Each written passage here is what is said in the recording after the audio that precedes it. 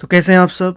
आज की वीडियो में हम क्लास 12th का मैक्रो इकोनॉमिक्स का एक इम्पॉर्टेंट टॉपिक या फिर कहो इम्पोर्टेंट चैप्टर पढ़ने वाले हैं, जिसका नाम है एग्रीगेट डिमांड एग्रीगेट सप्लाई। लेकिन इसमें हम एक समरी व्यू में यानी एक ब्रीफ व्यू में वो पढ़ने वाले हैं जो एग्ज़ाम में अक्सर पूछा जाता है या फिर जो कि इम्पोर्टेंट माना जाता है, या यूँ कहें कि जो भी चीज़ इसमें इम्पोर्टेंट है ओवरव्यू, जैसे कि एग्रीगेट डिमांड एग्रीगेट सप्लाई का पूरा यूनिट है, उसमें लगभग 3 चैप्टर हैं। तो उसमें जो इम्पोर्टेंट आता है या उसका जो एक निचोड़ है वो इस वीडियो में आपको समझने को मिलेगा। यानी कि आपने आगे ये वीडियो देख ली तो आप किसी भी बुक से समझोगे या किसी और की वीडियो देखोगे या किसी और से पढ़ोगे तो आपको समझने में आसानी होगी कि इस चैप्टर में क्या क्या चीज़ें हैं। या तो आपके सिलेबस के पॉइंट ऑफ व्यू से, या फिर अगर आप ट्यूशन पढ़ाने लगते हो या कुछ भी करते हो या फिर फर्दर स्टडी करते हो तो आपको ये वीडियो हेल्प करने वाली है। तो इस वीडियो को पूरा देखेंगे तभी समझ आएगा। Aggregate demand and aggregate supply. तो एग्रीगेट डिमांड एग्रीगेट सप्लाई, इसमें सबसे पहले समझने वाली चीज़ है कि एग्रीगेट डिमांड होता क्या है। एग्रीगेट डिमांड हिंदी में बोलते हैं इसे समग्र मांग, और ये होता है जैसे कि टोटल डिमांड। ठीक, जैसे हमने माइक्रो इकोनॉमिक्स में पिछले साल 11th क्लास में पढ़ा था कि डिमांड, जैसे कोई इंडिविजुअल व्यक्ति अगर डिमांड कर रहा है तो हम उसे बोल देते हैं डिमांड, और अगर पूरी मार्केट में कुछ लोग डिमांड कर रहे हैं तो उसे मार्केट डिमांड भी बोल देते हैं। लेकिन पूरे देश में, मान लो ये हमारा देश है पूरा, इसमें जो टोटल डिमांड हो रही है उसी को बोलते हैं एग्रीगेट डिमांड। और इसी तरह एग्रीगेट सप्लाई का मतलब क्या होता है, सेम। एग्रीगेट सप्लाई यानी समग्र पूर्ति, इसका मतलब है टोटल सप्लाई। ठीक, अब देखो जो इकोनॉमी होती है ना उसमें ये एग्रीगेट डिमांड यानी टोटल डिमांड और एग्रीगेट सप्लाई यानी टोटल सप्लाई, जब ये एक दूसरे के बराबर होते हैं तो इकोनॉमी इक्विलिब्रियम में कही जाती है। यानी सिंपल लॉजिक से कहें तो डिमांड और सप्लाई इकोनॉमी की जब बराबर होती है तो लॉजिकली वो इकोनॉमी इक्विलिब्रियम में कही जाती है। अब क्या होता है आगे, तो सबसे पहले देखते हैं एग्रीगेट डिमांड का जो कर्व बनता है, कर्व, और इसको बोल देते हैं हम बिहेवियर ऑफ एग्रीगेट डिमांड। ठीक है, क्योंकि एग्ज़ाम में अगर क्वेश्चन आया तो वो पूछेगा बिहेवियर बताओ एग्रीगेट डिमांड का। ठीक, तो हम उसे कर्व ऑफ एग्रीगेट डिमांड भी बोल सकते हैं। ठीक है, तो हम एग्रीगेट डिमांड का बिहेवियर देखते हैं ज़रा। ये हमारा ओ एक्स वाई, ये तो पता ही है हमें, से यहाँ पर ओ एक्स लेते हैं या वाई लेते हैं। एग्रीगेट डिमांड का जो कर्व बनता है वो बनता है ज़ीरो के नीचे से शुरू होता है, ये हो रहा, यहाँ से ज़ीरो के ऊपर से शुरू होता है, सॉरी मैं क्या बोल गया। यहाँ पर हमने लिया है ओ एक्स एक्सिस पर इनकम, और यहाँ वाई एक्सिस पर हमने लिया है एग्रीगेट डिमांड। ठीक, अब देखो डायग्राम देखकर आपको पता लग रहा होगा कि जो एग्रीगेट डिमांड है वो ऊपर की तरफ बढ़ रही है, जो दिखा रहा है कि जैसे जैसे इनकम बढ़ेगी वैसे वैसे एग्रीगेट डिमांड बढ़ेगी। ठीक, तो पहला पॉइंट तो हमें मिल गया कि जो एग्रीगेट डिमांड कर्व है हमारा वो पॉजिटिव स्लोप है। पॉजिटिव स्लोप का मतलब होता है कि दोनों में इंक्रीमेंट हो रहा है, मतलब इनकम भी बढ़ रही है और एग्रीगेट डिमांड भी बढ़ रही है। ठीक, दूसरा पॉइंट है हमारा कि एग्रीगेट डिमांड कर्व जो है हमारा वो ज़ीरो से ना स्टार्ट होके, ज़ीरो से स्टार्ट नहीं हो रहा, वो अबव ज़ीरो स्टार्ट हो रहा है। ऐसा क्यों हो रहा है, तो जैसे कि आपको पता होगा कि हमारी इनकम कभी भी ज़ीरो भी हो जाती है ना, तब भी हम अपनी डिमांड कुछ ना कुछ करते हैं लॉजिकली। और इस इकोनॉमी के पॉइंट ऑफ व्यू से भी देखें तो अगर पूरी इकोनॉमी की या इनकम ज़ीरो भी हो जाए तो ऐसा नहीं है कि डिमांड ज़ीरो हो जाएगी, डिमांड तो कुछ ना कुछ रहेगी, कुछ ना कुछ तो हम खाएंगे। इसी को बोलते हैं हम ऑटोनोमस डिमांड।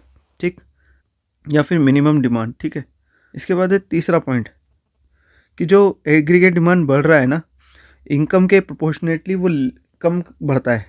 यानी इनकम अगर ज़्यादा बढ़ती है तो एग्रीगेट डिमांड कम बढ़ रहा है, क्योंकि ये प्रोपोर्शनेटली इसका जो स्लोप है ना वो फ्लैट है थोड़ा सा। ठीक है, फ्लैटर स्लोप यानी प्रोपोर्शनेटली लेस इंक्रीज हो रहा है। ठीक है, नेक्स्ट देखते हैं बिहेवियर ऑफ एग्रीगेट सप्लाई। अब एग्रीगेट सप्लाई का बिहेवियर देखते हैं, बिहेवियर ऑफ एग्रीगेट सप्लाई। अब जो एग्रीगेट सप्लाई होता है यानी curve of aggregate supply, curve. अब देखो ये एग्रीगेट सप्लाई हम पहले वही बनाएंगे, दीवार बना लेंगे, थोड़ा सा यहाँ बनाते हैं, ये ओ, सॉरी यहाँ वाई, यहाँ ओ। ठीक, हमारा जो एग्रीगेट सप्लाई यहाँ पर ले लेंगे हम इनकम या एम्प्लॉयमेंट, यहाँ ले लेंगे एग्रीगेट सप्लाई, और एग्रीगेट सप्लाई हमारा ऐसे बढ़ेगा ऊपर की तरफ। ठीक, ये हमारा एग्रीगेट सप्लाई कर्व है। अब देखो ये यहाँ से 45 डिग्री का कोण बनाता हुआ चल रहा है, तो हम इसका बिहेवियर हमें क्या मिला, पहला पॉइंट तो हमें मिल गया कि एग्रीगेट सप्लाई कर्व जो होता है वो 0 से स्टार्ट होता है, फ्रॉम 0।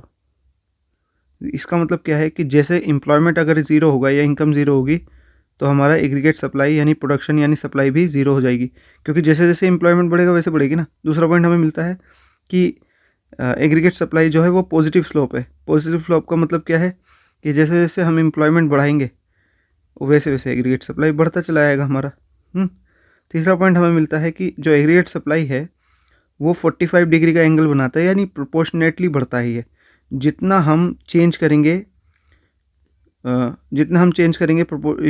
एग्रीगेट सप्लाई को, उतना ही हमारा क्या बढ़ता चला, वो एम्प्लॉयमेंट को उतना ही हमारा, देखो एग्रीगेट सप्लाई में चेंज आएगा। मान लो हम यहाँ पर हैं और हम इतना चेंज करते हैं एम्प्लॉयमेंट में, तो इतना ही चेंज आएगा एग्रीगेट सप्लाई में। जितना हम इधर चेंज करेंगे ना, ये इतना चेंज करा तो उतना ही चेंज यहाँ पर आया है। यानी एस एग्रीगेट सप्लाई जो है प्रोपोर्शनेटली चेंज होता है, क्योंकि वो 45 डिग्री का एंगल बना रहा है ना। तो इतना देख लो। इसके बाद नेक्स्ट पॉइंट, अब देखो इक्विलिब्रियम आ जाता है। इक्विलिब्रियम क्या होता है दोनों का,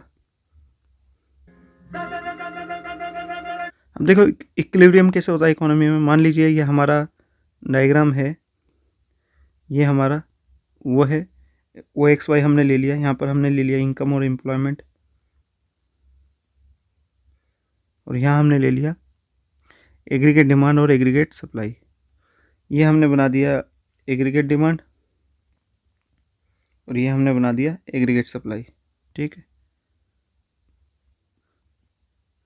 यहाँ पर ये एक दूसरे के बराबर होना है ई पॉइंट पर, और ई पॉइंट पर हमारी इनकम डिटरमिन हो रही है वाई।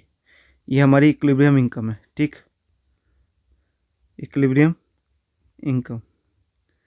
अब यहाँ पर इक्विलिब्रियम हो रहा है ई पर, क्योंकि यहाँ पर क्या हो रहा है, यहाँ पर जो है एग्रीगेट डिमांड और एग्रीगेट सप्लाई एक दूसरे के क्या हो रहे हैं, बराबर हो रहे हैं।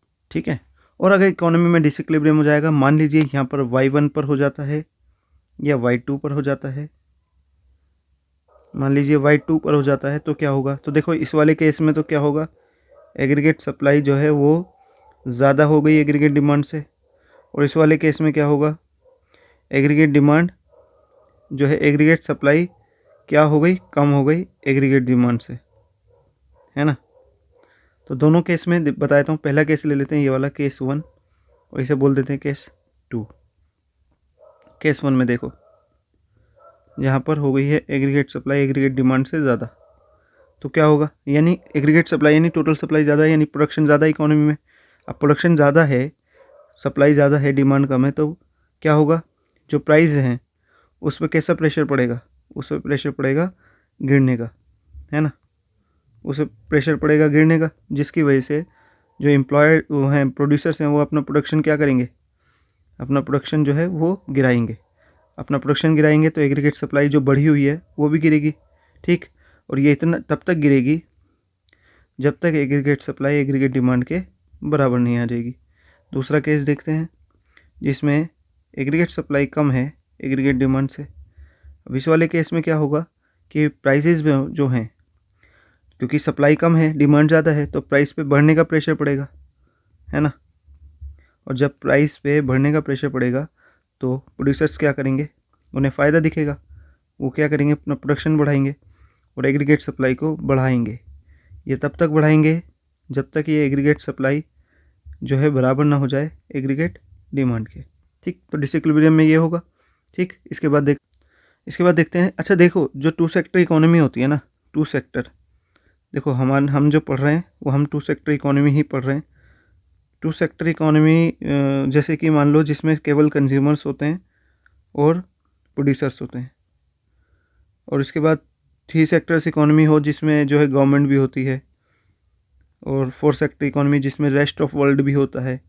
ठीक है, ये सब ऐड होते चले आते हैं।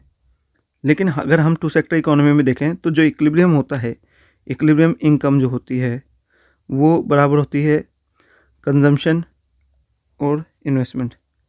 ऐसे समझो कि जो इनकम होती है, इनकम हम वाई से डिनोट करते हैं, सबको पता होना चाहिए। सी मतलब कंजम्पशन और सेविंग। जो हम इनकम कमाते हैं या तो वो कंज्यूम होगी या फिर वो सेव होगी। ठीक, तो अब जो है हमारा जो कंजम्पशन होता है, तो जो कंजम्पशन होता है उसका मैं अभी बताऊंगा। देखो, तो ये जो सेविंग है ना, हम इकोनॉमी में मानते हैं कि सेविंग और इन्वेस्टमेंट बराबर है, ठीक। तो जो वाई होता है हमारा वो सी प्लस फॉर्मूला ये भी हो जाएगा सी प्लस आई। तो हमें ये फॉर्मूला याद रखना है अभी फ़िलहाल, ठीक। इसके आगे लेके चलता हूँ। कंजम्पशन, तो जो हमारा कंजम्पशन होता है ना, जो हम उपभोग करते हैं, वो हमारा बनता है, उसका इक्वेशन बनती है A plus M P C dot Y. A का मतलब है ऐसा कंजम्पशन जो हम ज़ीरो इनकम पर भी करेंगे, यानी हम उसे बोलते हैं ऑटोनोमस कंजम्पशन, ठीक है। ऑटोनोमस हिंदी में से बोल देते हैं हम स्वायत्त उपभोग। स्वायत्त उपभोग ये ऐसा कंजम्पशन है जो कि हम अगर इनकम ज़ीरो भी हो जाएगी वो तब भी हम कंजम्पशन करेंगे, यानी consumption at zero level of income. Hindi वालों के लिए कि भाई इनकम अगर ज़ीरो भी हो जाए तब भी हम ये उपभोग करेंगे, कंजम्पशन करेंगे, तो ये वो कंजम्पशन है। अब आगे की चीज़ देखो, अब ये एमपीसी क्या है। एमपीसी का मतलब है हैबिट, कि आप कितना कंजम्पशन करते हो जब आपकी इनकम बढ़ती है, या कितना परसेंटेज ऑफ इनकम आप चेंज कर रहे हो कंजम्पशन में। तो ऐसे समझो कि अगर आपकी इनकम ज़ीरो है तब आप 100 रुपये का खाते हो, और वैसे नॉर्मली आप अपनी इनकम का 60% खा लेते हो। तो ये जो एमपीसी है वो हो गया आपका 0.60, ठीक। 0.60 का मतलब है अगर आपका एमपीसी 0.60 है तो इसका मतलब आप 60% क्या कर लेते हो, खा लेते हो। यानी कि अगर आप 60% खाते हो तो 40% क्या करते होंगे, सेव करते होंगे। तो यह बन जाता है हमारा एमपीएस, ठीक है, 0.40 एमपीएस। अब ये एमपीएस का मतलब क्या है, हैबिट ऑफ सेविंग, क्योंकि एमपीसी का मतलब क्या था, हैबिट ऑफ कंजम्पशन, तो इसका मतलब क्या है, हैबिट ऑफ सेविंग। अब पहले एमपीसी और एमपीएस की फुल फॉर्म बता देते हैं। जैसे एमपीसी है, एमपीसी की फुल फॉर्म बनती है मार्जिनल प्रोपेंसिटी टू कंज्यूम। देखो इसका पहले लिख देते हैं, मार्जिनल प्रोपेंसिटी टू कंज्यूम, ठीक। मार्जिनल प्रोपेंसिटी टू कंज्यूम, ये जो प्रोपेंसिटी है इसका मतलब होता है हैबिट, यानी हिंदी में बोलते हैं इसे सीमांत उपभोग प्रवृत्ति, यानी प्रवृत्ति। सीमांत उपभोग प्रवृत्ति यानी आपकी उपभोग करने की प्रवृत्ति या आदत क्या है। यानी इसको हम एमपीसी को शॉर्ट शब्दों में बोल सकते हैं कि आपकी आदत क्या है, कंजम्पशन करने की, उपभोग करने की आदत। वैसी आदत नहीं, उपभोग की आदत क्या है आपकी, कंज्यूम करने की। तो हो सकता है किसी व्यक्ति की एमपीसी 70% हो तो उसका हम कहेंगे एमपीसी 0.70। अगर किसी की एमपीसी जो है वो है 50% तो हम उसकी एमपीसी क्या कहेंगे, 0.50, ठीक है। अब आगे देखो, दूसरा है आपका एमपीएस, ये रहा एमपीएस। अब इसकी फुल फॉर्म क्या होगी, इसकी फुल फॉर्म इसके उल्टे हो जाएगी, मार्जिनल प्रोपेंसिटी टू सेव, ठीक, यानी सीमांत बचत प्रवृत्ति, सीमांत बचत प्रवृत्ति, ठीक। अभी सीमांत बचत प्रवृत्ति यानी आपकी हैबिट क्या है, सेविंग करने की। तो ऐसे सिंपल समझिए, आप अगर 70% खा रहे हैं यानी 0.70 कंज्यूम कर रहे हैं तो आपका एमपीएस कितना आएगा, तो आपका एमपीएस आएगा 0.30।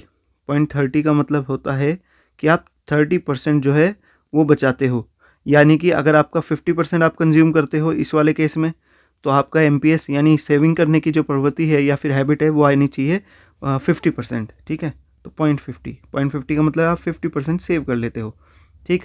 अब इसको दूसरे तरीके से समझो, यानी जो एमपीसी है हमारा वो हमारा निकलता है delta C upon delta Y से, यानी इनकम में चेंज आने से कंजम्पशन में कितना चेंज आया, ठीक, ठीक है ना। तो मान लीजिए अगर 100 इनकम में चेंज आता है, डेल्टा का मतलब क्या होता है, चेंज, है ना। तो अगर 100 चेंज आया इनकम में और 50% आया कंजम्पशन में चेंज, तो इसको काटेंगे तो आएगा 1.50। इसी तरह एमपीएस का जो फॉर्मूला है वो है delta S upon delta Y, यानी इनकम में चेंज आने से सेविंग में कितना चेंज आता है। तो इसका जो है फॉर्मूला ये है, हम मान लो इनकम में चेंज आता है 100 का और सेविंग में चेंज आता है 50 का, तो ये भी आएगा 0.50, ठीक। इसमें एक और चीज़ है कि जो एमपीसी और एमपीएस होता है जो दोनों का जो टोटल होता है वो 1 होता है। मान लीजिए ये 0.50 है, ये 0.50 है और ये भी 0.50 है, तो इक्वल हो गया ना 1। इसको ऐसे समझो कि अगर आप 60% खाते हो तो जाहिर सी बात है 40% बचाते होंगे, तभी ये 1 आएगा, है ना। मान लीजिए आप 70% खाते हो तो 30% बचाते होंगे, तब ये 1 आएगा। तो इसका मतलब इन दोनों का जो जोड़ होता है वो 1 होता है। अब देखो एग्ज़ाम में कई बार वो है ना आपसे फुल फॉर्म या फिर वो भी पूछ लेता है इसकी डेफिनेशन एमपीसी की। तो एमपीसी की अगर फुल फॉर्म डेफिनेशन पूछता है तो बोल सकते हो कि it is the ratio of change in saving to change in income. तो अब मैं यहाँ लिख देता हूँ, मैंने दोनों की डेफिनेशन लिख रखी है, आप पॉज करके पढ़ सकते हो दोनों। हिंदी वाले इसका थोड़ा ना हिंदी रूपांतरण कर लो, मैं बोल देता हूँ, बस आप 1-2-3 बार सुन के लिख लेना कि एमपीसी का मतलब होता है यह उपभोग में परिवर्तन तथा आय में परिवर्तन के अनुपात को दर्शाता है। और एमपीएस का मैंने बोला है कि यह बचत में परिवर्तन और आय में परिवर्तन के अनुपात को दर्शाता है। आप इसमें एमपीसी वाले में ये बोल सकते हो कि यह इनकम में परिवर्तन, आय में परिवर्तन के पश्चात उपभोग में आने वाले परिवर्तन को दर्शाता है, जबकि एमपीएस जो होता है वो इनकम में परिवर्तन यानी आय में परिवर्तन के पश्चात जो बचत में परिवर्तन आता है उसको दर्शाता है। इसके बाद हम वापस अपनी इक्वेशन पे पूछते हैं जो कि थी हमारी ये मेन इक्वेशन। अब आ जाते हैं वापस इस पे, ये वाली इक्वेशन, ठीक है ना। अब देखो इसको हम दोबारा नीचे नोट डाउन कर लेते हैं।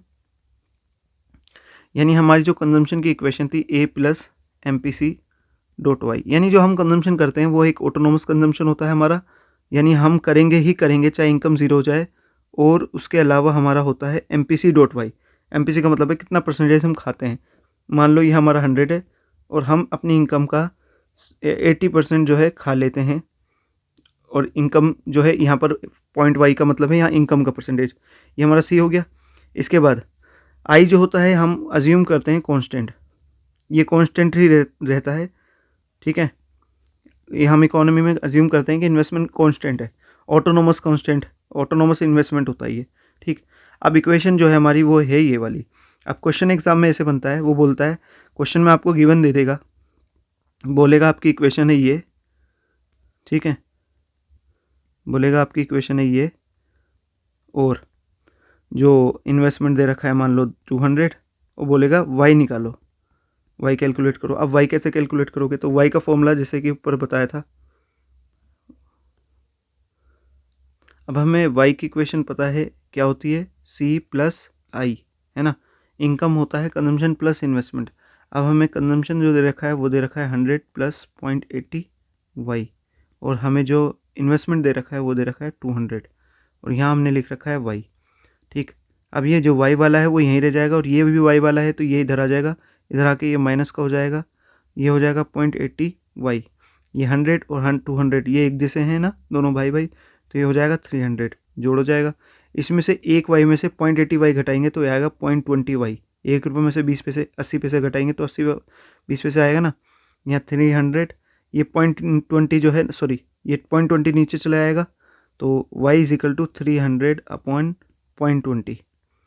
पॉइंट हटाएंगे तो 2 ज़ीरो लग जाएंगे, 1 ज़ीरो से 0 गया, 2 को काटा इससे तो कितना आएगा, ये कटेगा 2 एकम 2, 2 और ये 2 पंजे 10, ठीक, 1 2, तो आंसर कितना आ गया हमारा वाई, हमारा वाई आ गया 1500, नेशनल इनकम आ गई 1500।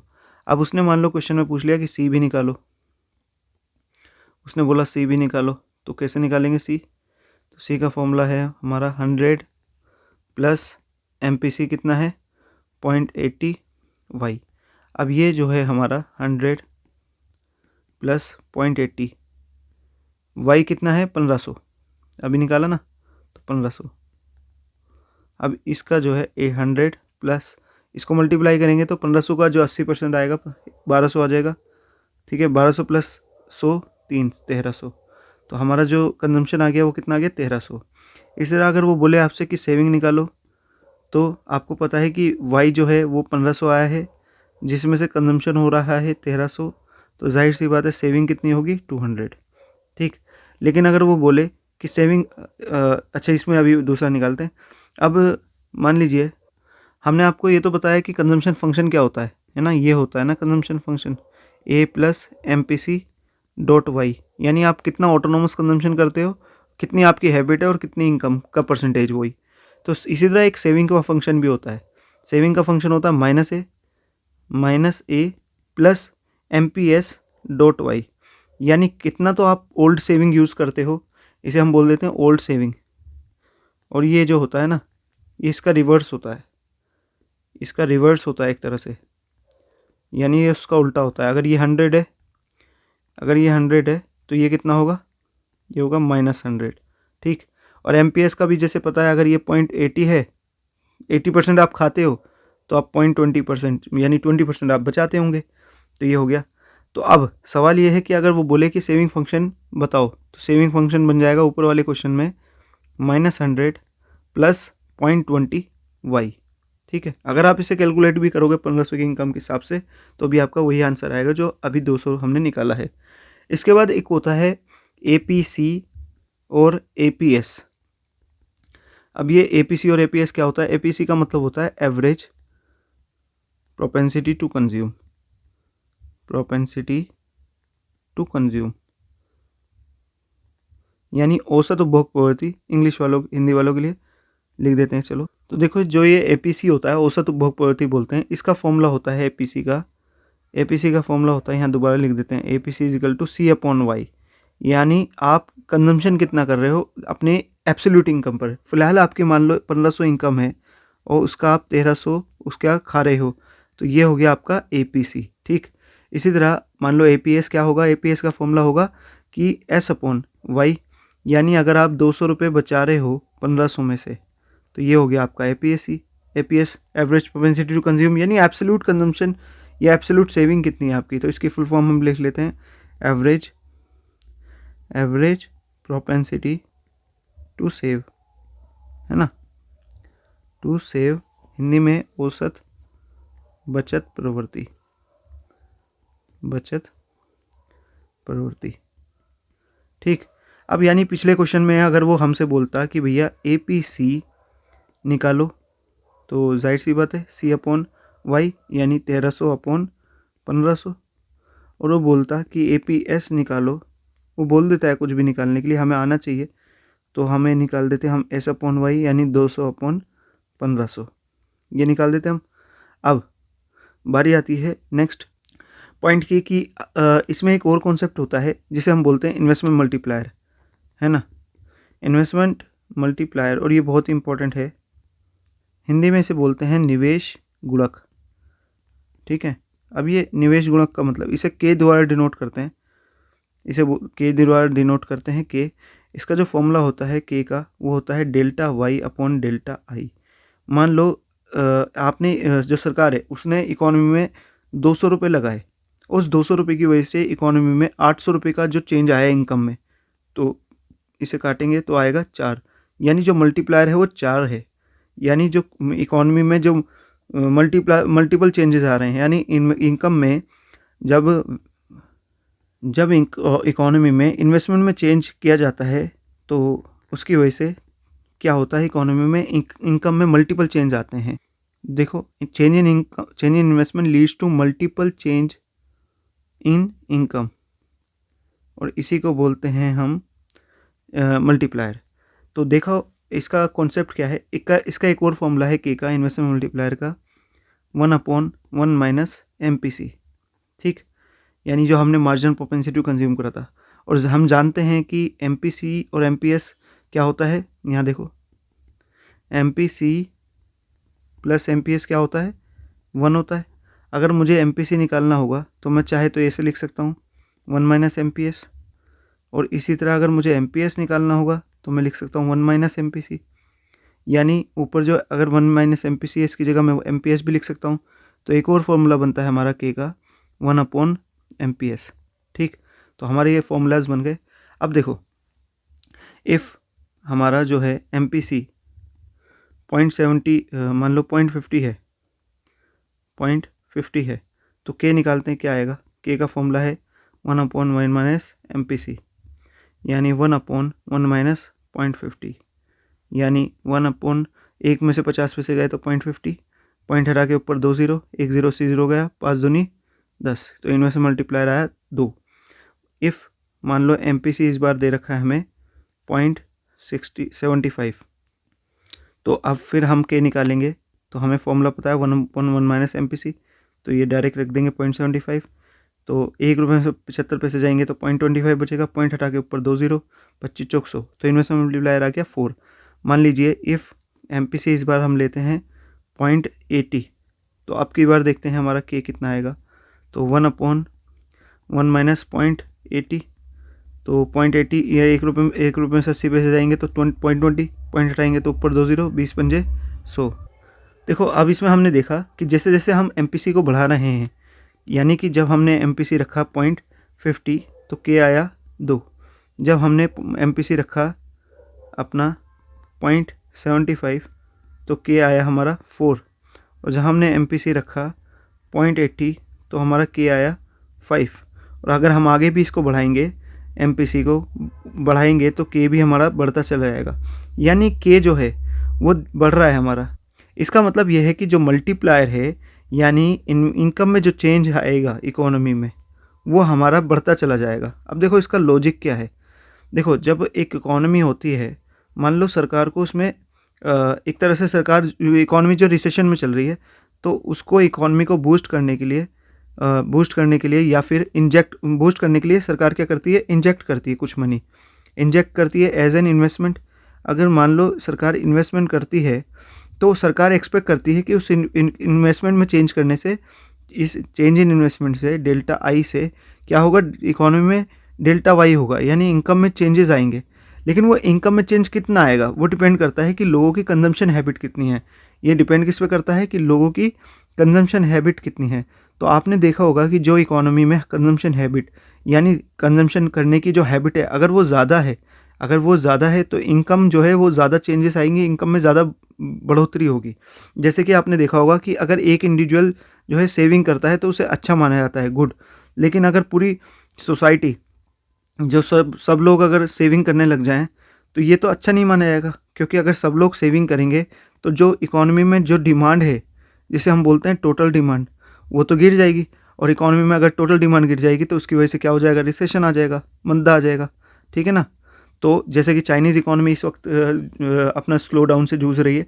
जैसे कि आपको जो लास्ट चैप्टर इंडियन इकोनॉमी का डेवलपमेंट एक्सपीरियंस, उसमें आपको देखने को मिलेगा क्वेश्चन कि चाइनीज़ इकोनॉमी में स्लो डाउन क्यों आ रहा है। तो उसमें एक रीज़न ये भी है कि चाइनीज़ इकोनॉमी में जो इंटरनल डिमांड है, टोटल डिमांड है, कंजम्पशन डिमांड है, वो गिर रही है, ठीक है। जिसकी वजह से भी उनकी जो इकोनॉमी में टोटल डिमांड कम होने की वजह से जो मल्टीप्लायर है उनका कम हो रहा है। तो आपने देखा भी होगा कि जिन सोसाइटी में, जिन कंट्री में, जिन इलाकों में कंजम्पशन हैबिट्स ज़्यादा होती हैं या MPC ज़्यादा होता है, उनका मल्टीप्लायर भी ज़्यादा होता है। और मल्टीप्लायर ज़्यादा होने का मतलब है कि अगर उन इकोनॉमी में या उन देशों में या उन सोसाइटीज़ में या उन इलाकों में अगर आप थोड़ा सा भी इन्वेस्टमेंट करो या थोड़ा सा भी पैसा इंजेक्ट करो या पैसा डाल दो, तो उनमें ज़्यादा से ज़्यादा चेंजेस आते हैं इनकम में, और उनकी इनकम बढ़ोतरी ज़्यादा होती है, प्रॉस्पेरिटी ज़्यादा होती है उन जगहों पर, ठीक है।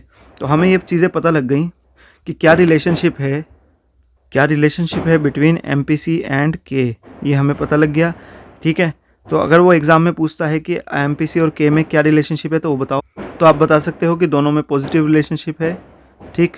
और पॉजिटिव रिलेशनशिप क्यों है, क्योंकि MPC के बढ़ने से जो है इनकम में ज़्यादा चेंजेस आते हैं, ठीक है। अब एक और चीज़ होती है, इसमें और समझा दूँ, प्रोसेस ऑफ मल्टीप्लायर, फिर आपको अच्छा समझ। प्रोसेस ऑफ मल्टीप्लायर को हम गुणक की प्रक्रिया भी बोलते हैं। जैसे कि मान लो इकोनॉमी में 100 रुपये का चेंज आया, इन्वेस्टमेंट सरकार ने 100 रुपये डाल दिए, इंजेक्ट कर दिए, तो जिसकी वजह से मान लो इकोनॉमी में 100 रुपये में चेंज आया इनकम में। अब जो इनकम बनेगी, मान लो जो कंज्यूमर हैं उन्होंने 50% खाया और 50% जो है सेव कर लिया, ठीक है। अब देखो जो ये 50% खाया है ना, ये किसी और की तो इनकम बनेगी ना, क्योंकि जो हम कंज्यूम करते हैं वो किसी और की इनकम बन जाती है। तो मान लो ये किसी और की इनकम बन गई। अब जिसको इनकम बनी 50 रुपये, उसने भी 25 रुपये आधा खाया और आधा बचा लिया।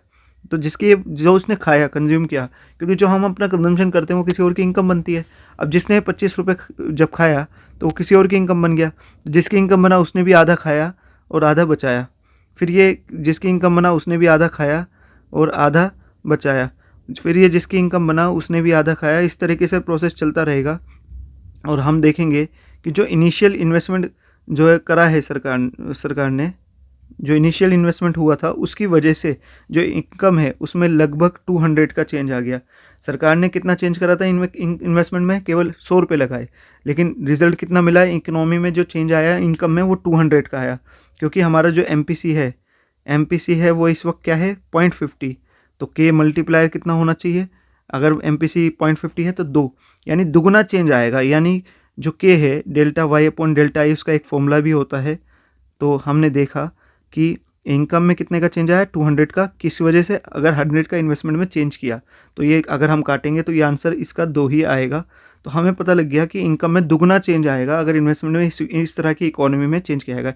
यही होता है प्रोसेस ऑफ मल्टीप्लायर, कि हमारी जो कंजम्पशन होता है वो किसी और की इनकम बनता है, और अगर कंजम्पशन हैबिट ज़्यादा होती है इकोनॉमी में, सोसाइटी में जहाँ भी, तो उसकी वजह से मल्टीप्लायर ज़्यादा होता है। मल्टीप्लायर यानी के ज़्यादा होता है। अगर MPC ज़्यादा होगा तो के ज़्यादा होगा, के ज़्यादा होगा तो जो चेंज इन इनकम होगा वो ज़्यादा होगा। ठीक, तो ये चीज़ इंपॉर्टेंट थी समझने वाली। तो इसके बाद देखो, आप क्वेश्चन दोबारा एक और देते हैं कि मान लीजिए आपको क्वेश्चन दे रखा है 100 प्लस 0.75y और आपको इन्वेस्टमेंट दे रखा है 500।